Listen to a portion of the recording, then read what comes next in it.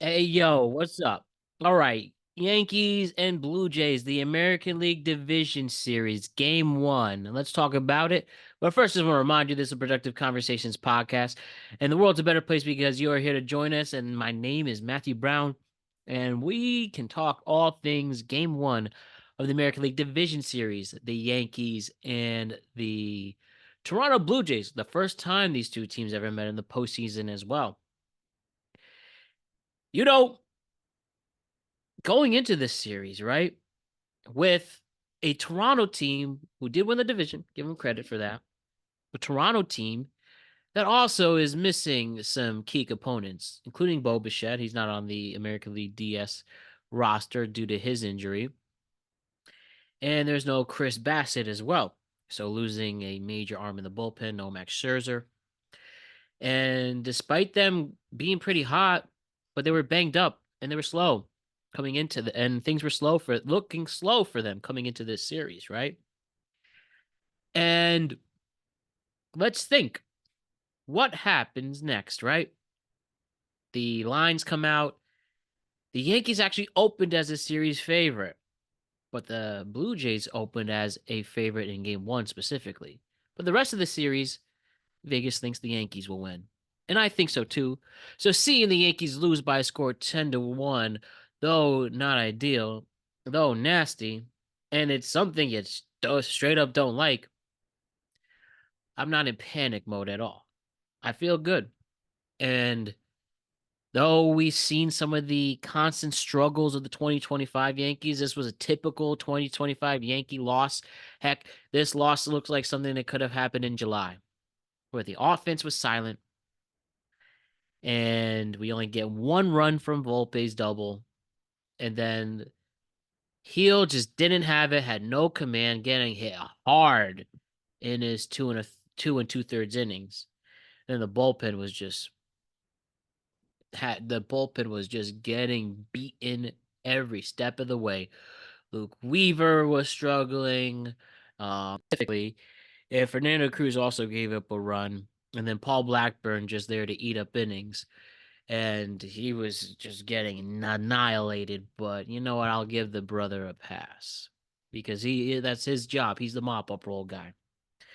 And if he's in, usually the team is losing really bad like they did tonight. But not only all of that, but continue to add the fact that the Yankees were not hitting today.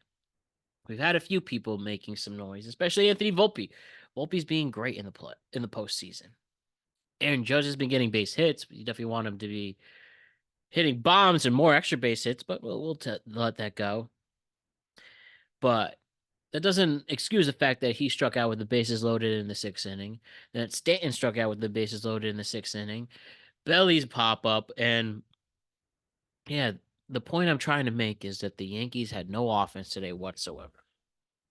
Just absolute nasty, annoying work.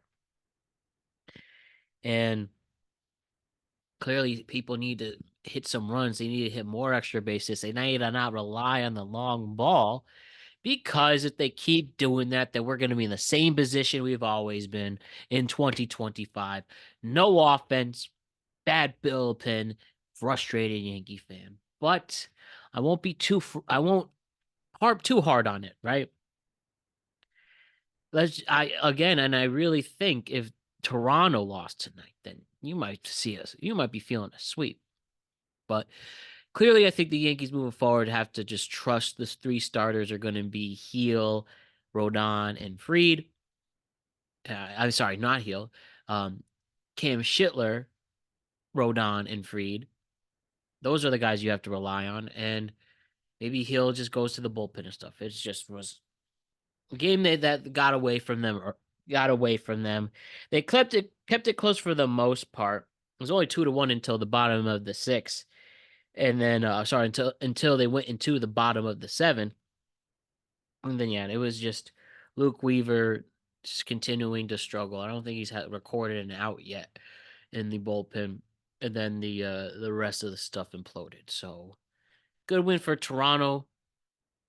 It gave a lot of their fans something to be hyped about. It looked like a cool atmosphere.